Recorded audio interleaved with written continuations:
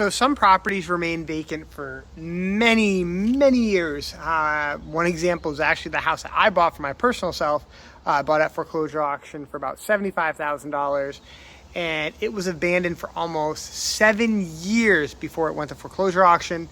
And I want to talk a little bit about why that is today. We got a question about this on one of our followers asked why a lot of properties are abandoned for many years, it seems.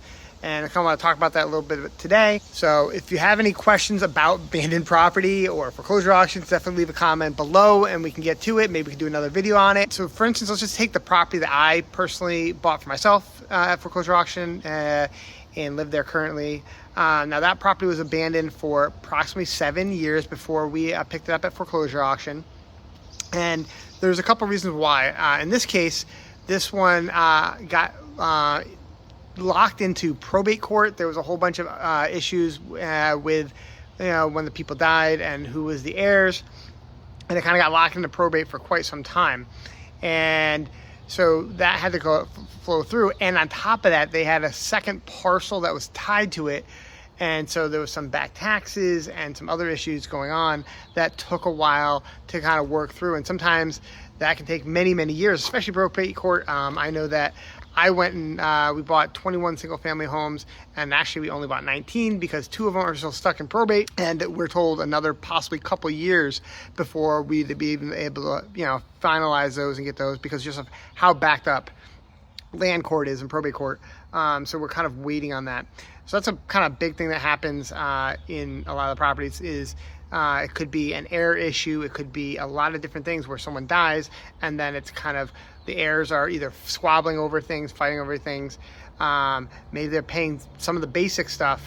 They're paying maybe like taxes. Sometimes these things are abandoned. They might be paying the mortgage, but they're just left abandoned. There's a house down the street from mine that has been abandoned. I mean, I've been trying to reach out to the owner, and what happened is so I talked to the wife, and the wife said that her family has it. It's a reverse mortgage, and unfortunately, reverse mortgages can take a very long time to actually process due to the fact that it could just be that they are paying the taxes and the insurance, but they're not paying the mortgage because, once again, they don't pay the mortgage. It kind of comes to them.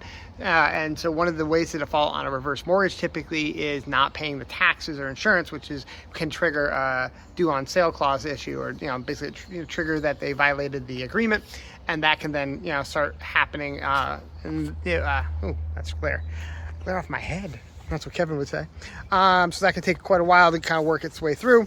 And often they'll either be paid by the new owners or the heirs of the property. And so that's happening right now.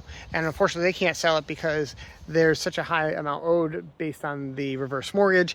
They're just kind of waiting it out. That is what they're telling me before anything will happen. Now, as far as foreclosures, every state's going to be a little different. And we find a lot of properties have just take a long time for it to be processed. Then throw in some of the COVID issues. There was also other different, at least in Massachusetts, the other issues that came up with, properly filing for foreclosure that needs to happen, and make sure they got all their T's crossed or I's dotted and stuff like that, and that can delay everything. So it's not a slow process. That's the whole thing. And often when we buy these properties, if they're occupied, even when they're not occupied, but when we're occupied, often someone will say, "Oh my God, I had no idea." This is not a process that happens overnight. They're getting many documents, and once again, depending on the state, like Connecticut, it's a judicial state, so they clearly know it's going through the courts, going through a judge. Massachusetts is non-judicial, but still, there's so many prior steps before I know, look at Naya. What do you got, Naya? Prior steps to the actual knocking and having the gavel drop down at the foreclosure auction, that it can be many years before it happens. And with new rules and stuff like that, they're often apprehensive to kind of have things kind of go through, so it takes them a lot longer to actually have these properties. And sometimes they're vacant, sometimes they're occupied. The one right behind me, this one took a couple years based on when the notice default went out. So that's generally around the first step of a foreclosure auction, but this was the notice default went out, and Basically, it was still occupied, but the gentleman didn't pay his mortgage, and they finally foreclosed. But it took a couple years, and they often try to do workouts. They try to do a lot of things. I mean, a lot of people demonize the banks, but typically the banks are very apprehensive to foreclose, especially after what happened 2008 crisis. They got slapped around by the government, and a lot of laws, Dodd-Frank Act, all these other things that happened that really kind of made them be much more scrutinizing on how they're going to actually foreclose. And they typically don't want to take these properties back. They're looking at their bottom line too. They don't, if they can work something out with the homeowner, my guess is more than often that they want to, because taking these back, they're not in the, and this really came apparent in 2010, 2012, they're not great at managing property. And they're not, we also worked for a servicing company for a while, not servicing company, a property preservation company, and they don't pay well. They are very disorganized because they're just a big behemoth typically, unless you got some of the small local banks, but typically a big behemoth, and they're just kind of working on focusing on what they do really well, which is lending money. As far as actually managing property and managing contractors, just doesn't work really well. So them taking it back, typically if they know when they take it back, it sits vacant for quite a bit, tends to get vandalized, all these other things. So they try not to take them back as much as possible. So they'll try to work things out, which means the people might have just left and leaving it vacant. Because once again, getting back to the original question, why some of these properties are left vacant for many years is, who knows, maybe they did the right thing and hey, I wasn't paying my mortgage and they just left. But the bank doesn't know that. They have, servicing companies. It might look occupied. Often we get there and there's toys in the yard. Maybe the power's still on because that can take a while to get shut off. So they don't necessarily know that it's vacant, so they're not necessarily processing it, and the people just moved on. Maybe they moved down south or moved up north, depending on where they're from. But yeah, so that's something that really happens. It just takes a while to all kind of work its way through, and that is another big reason why things are just, what are you eating?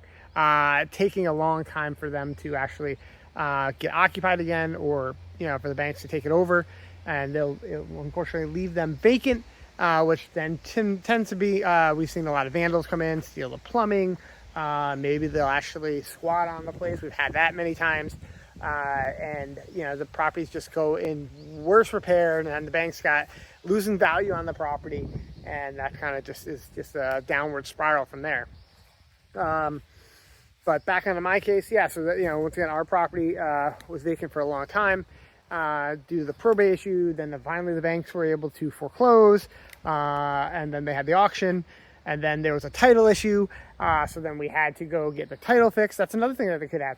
Maybe they actually, their lawyers found out there's a title issue, and that can take a long time to possibly figure out. Maybe someone died, they need a proper signature, and they don't have boots on the ground necessarily locally for someone to, like one will do is if we find a title issue that where someone was ceased and they need that heir to sign the document, Kevin or I will run out, drive, we'll do a skip trace search for the other heirs, and we'll go get that signature so that we can close on the property, because we want to keep moving forward. Well, these banks aren't going to do that. They don't have anyone local on that. So that's another thing that can come up, and why properties could be much more vacant, because there could be a title issue and they can't foreclose. They have to wait for that, because that's one of the things typically when you're buying it, when you're looking at the memorandum of sale, they says that they have to have clear marketable title typically. And so that's another thing that you want to make sure that you get. Your lawyer should be doing that, or title company, depending on the state and how that's run.